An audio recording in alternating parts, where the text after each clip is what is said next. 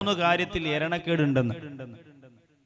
ഒരു വീടിൽ താമസം തുടങ്ങി 1-ാമത്തെ ദിവസം തന്നെ മിന്നൽ വന്നു, എല്ലാം അടിച്ചുപോയി.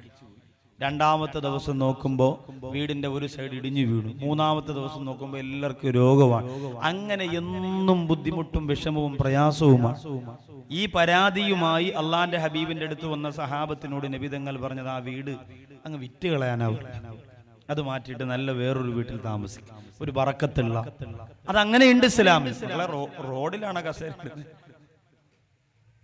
റോഡിലാണ് കസേര. ആ റോഡിലിടല്ലേ.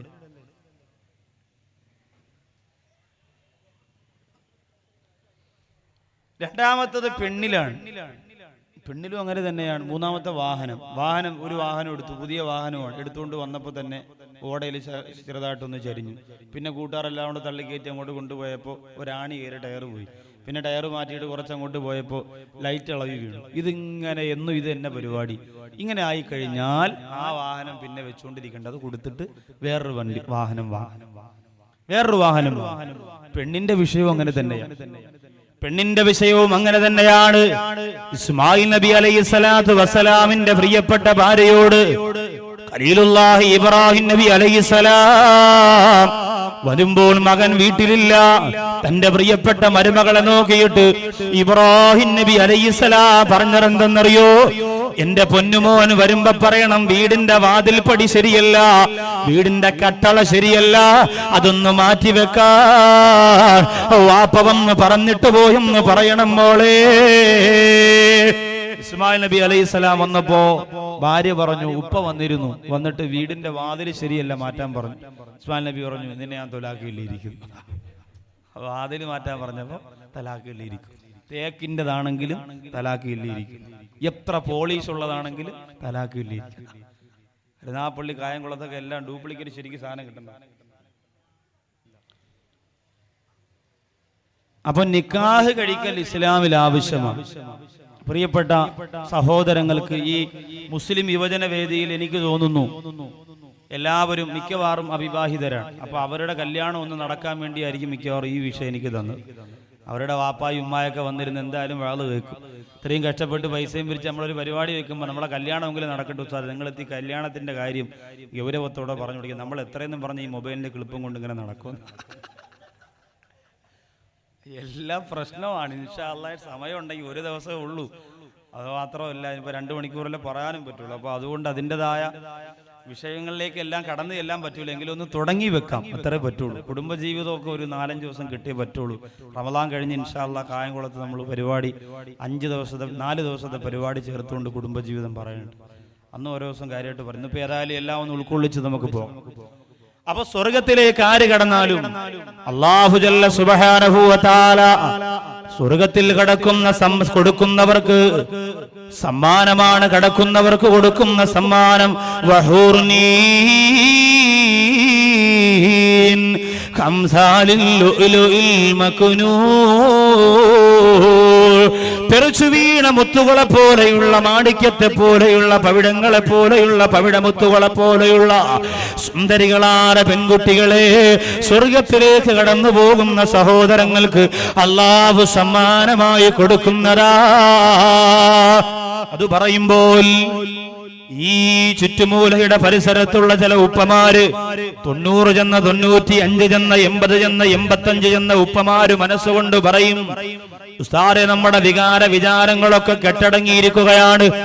നമ്മൾ മരണപ്പെട്ടു പോയിട്ട് ഇനി നമ്മൾ പരലോകത്ത് വന്ന് സ്വർഗമാണ് കിട്ടുന്നതെങ്കിൽ ഈ 90-ാം വയസ്സിൽ സ്വർഗത്തിലെ പെണ്ണിനെ കിട്ടിയിട്ട് എന്തിനാണ് ഉസ്താദ് എന്ന് ചോദിക്കുന്ന ഉപ്പ ആശങ്കപ്പെടണ്ട.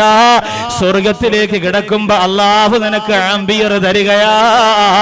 സ്വർഗത്തിൽ കിടക്കുമ്പോ എല്ലും തീയ നിന്റെ ശരീരം അല്ലാഹു മാറ്റുകയാണ്. കുടിഞ്ഞുപോയ നിന്റെ കണ്ണുകളെ അല്ലാഹു മാറ്റുകയാണ്. രക്തത്തിളപ്പുള്ള പരിശുദ്ധമായ 30ന്റെ പ്രായമായിരിക്കും അല്ലാഹു നിനക്ക് തരുന്നത്. പക്ഷേ വയസ്സാകാലത്ത് പള്ളിയിൽ വന്ന് ഫസാദ് പറഞ്ഞ് ഫിത്നയുണ്ടാക്കാറ്, നിസ്കാരം കഴിഞ്ഞ് വീട്ടിൽ പോയി സ്റ്റാർ സിംഗറിന് മെസ്സേജ് അയച്ചുകൊണ്ടിരിക്കാറ്, തസ്ബീഹ് എടുത്ത് ദിക്ർ ചൊല്ലി ഖബർ പറഞ്ഞ് ഓർത്ത് കരഞ്ഞുകൊണ്ട് കിടന്നിറങ്ങുന്ന വാപ്പാക്കാണ് അങ്ങനെ പവർ കൊടുക്കുന്നത്. അല്ലാത്ത വാപ്പാ എല്ലുകൊണ്ട് തന്നെ നരകത്തിൽ കിടന്നെരിയേണ്ടി വരും. അല്ലാഹു കാത്തുരക്ഷിക്കട്ടെ. വഅബ്ശിറൂ ബിൽ ജന്നത്തില്ലതീ കുന്തും തുഅദൂ. ഈ ലോകത്തിരുന്ന് മരണപ്പെടുമ്പോ തന്നെ റഹ്മത്തിന്റെ മാലാകമാരും ഹൂർലീങ്ങളും ഇവന്റെ റൂഹ് കൊണ്ടുപോകുന്ന സമയത്ത് തന്നെ അവന് കൊടുക്കാൻ വെച്ചിരിക്കുന്ന സ്വർഗം കൊണ്ട് സന്തോഷവാർത്ത അറിയിക്കുമെന്ന് അല്ലാഹുവിന്റെ ഖുർആൻ പറഞ്ഞത് ആ ഒരു വിഭാഗത്തെ കുറിച്ചാണ്. വിഷയത്തിലേക്ക് കടന്നു വരികയാണ്. എപ്പോഴാണ് വിവാഹം കഴിക്കേണ്ടത്? ചെറുപ്പക്കാരാണ് ഏറ്റവും കൂടുതൽ ഇവിടെയുള്ളത്. വിവാഹം കഴിക്കാത്തവർ ഒന്ന് കൈപൊക്കി.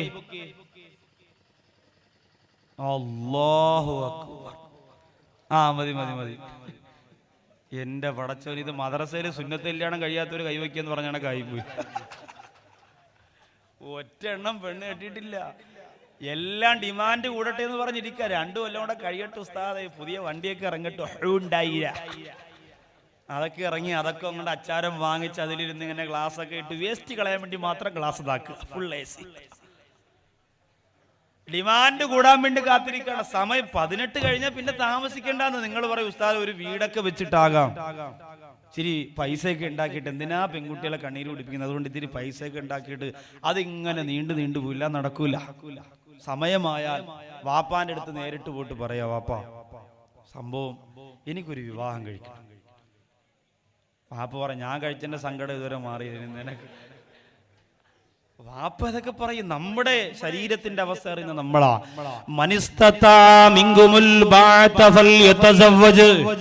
അല്ലാഹുവിന്റെ ഹബീബ് നബി മുഹമ്മദ് മുസ്തഫ സല്ലല്ലാഹു അലൈഹി വസല്ലമ തങ്ങൾ പറയുകയാണ്, മനിസ്തതാഅ മിൻകുമുൽ ബാഅത ഫല്യതസവ്വജ്. വിവാഹം കഴിക്കുന്നതിനുള്ള സമയമെത്തിയാൽ എന്ന് പറഞ്ഞാൽ ആ പെണ്ണിനെ നോക്കുവാനുള്ള കഴിവനിക്കുണ്ട്. ആ പെണ്ണിന്റെ വിചാരങ്ങള് പൂർത്തീകരിച്ചു കൊടുക്കുവാനുള്ള ആരോഗ്യപരമായ കഴിവും പട്ടിണിയില്ലാതെ, പരിവട്ടമില്ലാതെ, പരാതിയില്ലാതെ പെണ്ണിന്റെ ചെലവ് നടത്തുവാനുള്ള സാമ്പത്തിക ശേഷി എനിക്കുണ്ട് എന്ന് ബോധ്യമായ അല്ലാഹുവിന്റെ റസൂല് പറയുന്നു, ഫല്യതസവ്വജ്, അവൻ വിവാഹം കഴിച്ചുകൊള്ളട്ടെ. ആ സമയമാണ് നബി തങ്ങൾ പറഞ്ഞത്. ആ സമയമായാൽ പിന്നെ വിവാഹം കഴിക്കാൻ തീരുമാനിച്ചു. കൂട്ടുകാരോടൊക്കെ പറഞ്ഞു, അളയാ ഞാൻ എന്തായാലും പെണ്ണ് കെട്ടാൻ തീരുമാനിച്ചു. അപ്പൊ അവര് പറഞ്ഞു, എടാ നോക്കടാ, നല്ല നമ്മളെ ഷാനവാസിന്റെ കല്യാണത്തിന് പോയപ്പോ കണ്ടായിരുന്ന പെണ്ണിന്, അതാടാ പെണ്ണ്, അന്വേഷിക്കളയോ, നോക്കണം, കുറേ നോക്കണം, ഒരുപാട് കാണണം, കണ്ടിട്ട് അവസാനം സെലക്ട് ചെയ്യണം ഒന്ന്. അതാണ് നമ്മൾ ആ വിഷയത്തിൽ തോറ്റുപോകാൻ പാടില്ല. അങ്ങനെ ഒരുപാട് പെണ്ണുങ്ങളെ കണ്ട്, പാവപ്പെട്ട പെണ്ണുങ്ങളെ വീട്ടിൽ പോയിരുന്ന് പെണ്ണ് കണ്ട് കൂട്ടുകാരിങ്ങനെ പുതിയാപ്പിള ഇങ്ങനെ പത്രം വായിച്ചുകൊണ്ടിരിക്കും.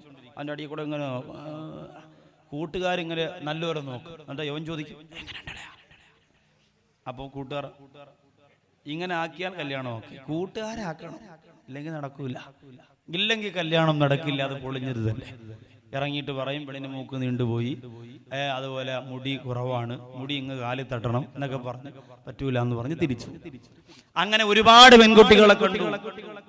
ഈ മംഗലാപുരം ഭാഗത്തൊരു സഹോദരൻ അങ്ങനെ പാവപ്പെട്ട ഒരുപാട് പെണ്ണിനെ കണ്ടു. ഗ്ലാമർ പോരാന്നൊക്കെ പറഞ്ഞ് ഇഷ്ടമല്ല എന്ന് പറഞ്ഞു മാറി അവസാനം ഇഷ്ടപ്പെട്ട ഗ്ലാമറൊക്കെ ഒന്നിനെ കിട്ടി. സുബ്ഹാനല്ലാഹ്. അതിന്റെ കോലം എന്തെന്നറിയും? അതാ ഗ്ലാമർ കുഴപ്പമൊന്നുമില്ല, പക്ഷേ ചെരുപ്പെടുത്തുകൊണ്ട് വരാൻ പറഞ്ഞാൽ ആ കൂസി വെള്ളം കൊണ്ടുപോയിക്കും. പശുവിനെ അഴിച്ചു വിടാൻ പറഞ്ഞാൽ വാപ്പാക്ക് തൈലിട്ട് ഇടയിൽ കൊടുക്കുക ജോലി. നല്ലതുപോലെ ചെവിയും കെട്ടുകൂടെ സ്ഥിരബുദ്ധിയില്ല. വല്ലാഹിയൊക്കെ ഞാൻ പറയാം, ഇന്നും ആ സഹോദരൻ സങ്കടത്തില്ല. സ്ത്രീധനവും അച്ചാരവും നാട്ടിൽ കിട്ടാവുന്നതിനപ്പുറമാണ്